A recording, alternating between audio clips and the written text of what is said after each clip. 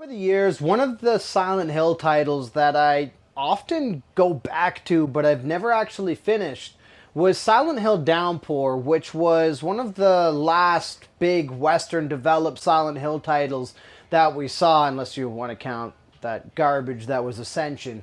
But one of the things about that game that really draws me to it and why I keep feeling like there's something there, it has to do with the way the world was designed. And I think there was a lot to be said with how that world was structured and the way the exploration even was structured. But unfortunately, it was held down by some pretty substantial issues as far as I'm concerned that really detracted from the overall experience and ultimately detracted from why I, at this point, have never actually finished it.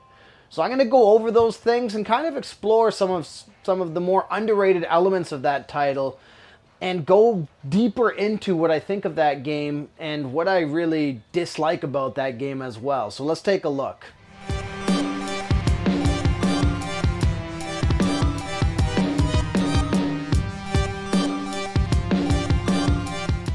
Before I get too deep into this, I want to set the expectation that if you are playing through this game or looking into playing through this game, there will be some plot spoilers. And again, like I said in the initial intro here, I haven't actually finished the game, but I will be talking about some of the plot elements that set the game up.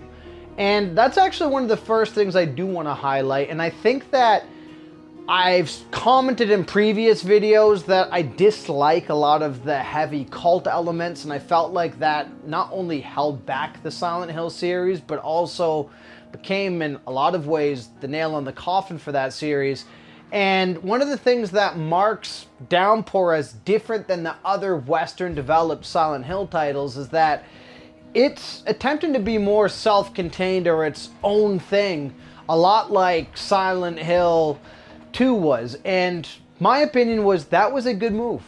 One of the things that I liked out of the gate was I liked the edgier, darker storyline that set up at the very beginning where Murphy Pendleton, who's the main character in the game, is put in jail with the person who's involved for kidnapping and murdering his son, and as a result, you start off the game basically enacting your revenge. And then, of course, you end up getting transported to a different prison facility, and that's where everything goes wrong, and you end up in Silent Hill. Or on the outskirts of it anyways. And I liked the setup for this game. I thought that this was actually one of the strong suits of this game, and I also liked that, to me, a lot of the characters felt a lot more realistic than in previous Silent Hill games. And, for example, I wasn't a complete detractor or hater of Silent Hill Homecoming, but one of the things that I couldn't stand was how rubbery or artificial all of the characters felt. Now, I know in previous Silent Hill titles, sometimes that was part of the surrealism or weirdness of those games, but it seemed like right around 3 and on, a lot of the character interactions just felt very cheesy or not good at all.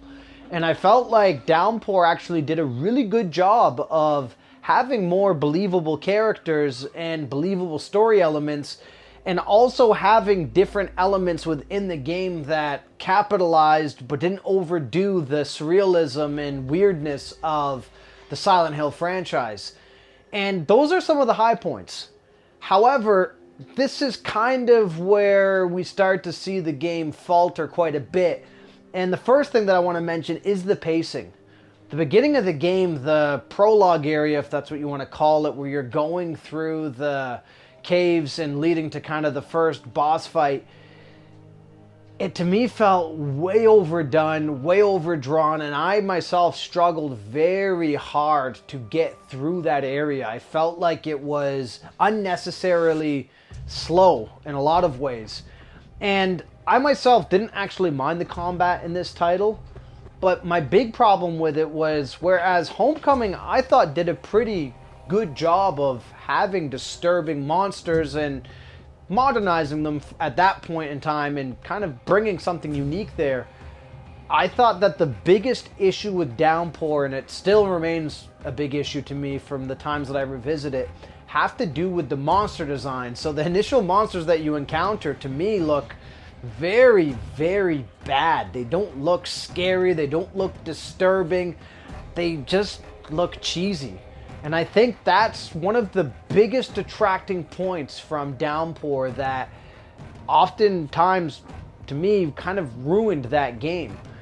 And it's unfortunate because as you get out of this area and you actually get into Silent Hill, this to me felt like the logical evolution of a Silent Hill title. You have this semi-open world Silent Hill with multiple different plot elements and side quests you can go on, and some of them are actually quite good. And you have multiple weird occurrences as well happening while you're traversing through this town.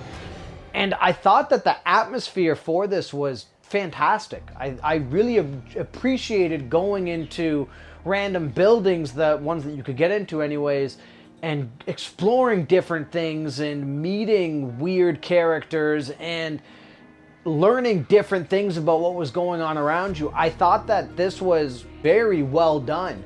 And I think that this is, in my opinion, one of the stronger Silent Hills when it comes to exploration.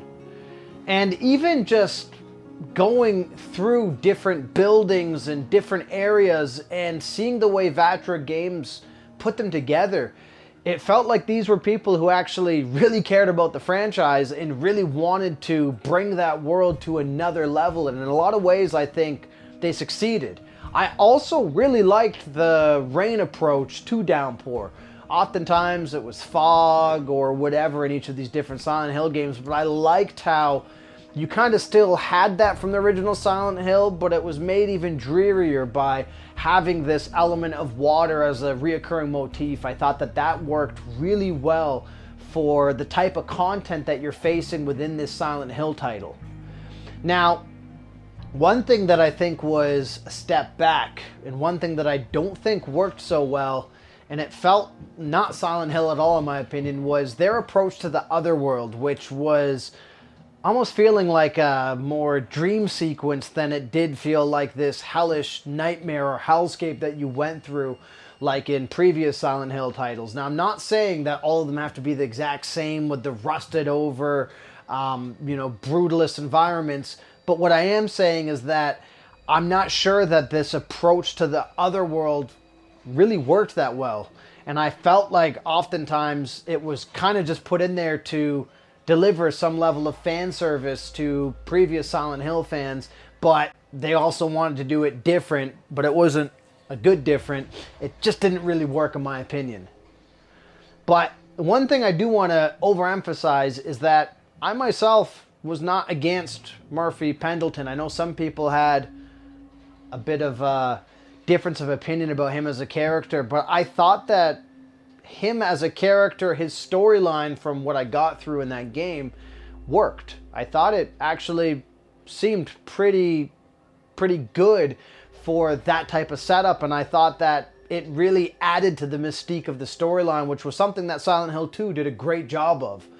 And to me, I found him to be I wouldn't say a likable character, but a character that I thought brought a different element to Silent Hill in a very good way. And I thought that some of the surrounding characters that you meet throughout this storyline were also well done and well crafted. But where, again, and this is to me what really kind of killed Downpour for me, was the monster design. And I thought that it, in my opinion, just did not work that well. And I think that mixed with the fact that we didn't have the previous Akira Yamaoka, my apologies, I probably just completely butchered that, doing the soundtrack, and we ended up having David Litch do the soundtrack. I felt like it actually made it feel kind of like it was its own thing, but with Silent Hill branding. And I think that's ultimately where Downpour faltered. And I think that had Downpour had some stronger oversight on its monster designs and the way they were executed within that world, and had the original composer back creating the music for that game, you would have had an experience that, to me, would have probably been one of the better Silent Hill experiences. And I appreciated the sort of experimentation that they did with this title, because I think that a lot of it is quite underrated, but a lot of it as well is also poorly paced, and the monsters are poorly designed, and it detracts from that world in a way that does not make it feel like a top-tier Silent Hill when it did have the makings to be.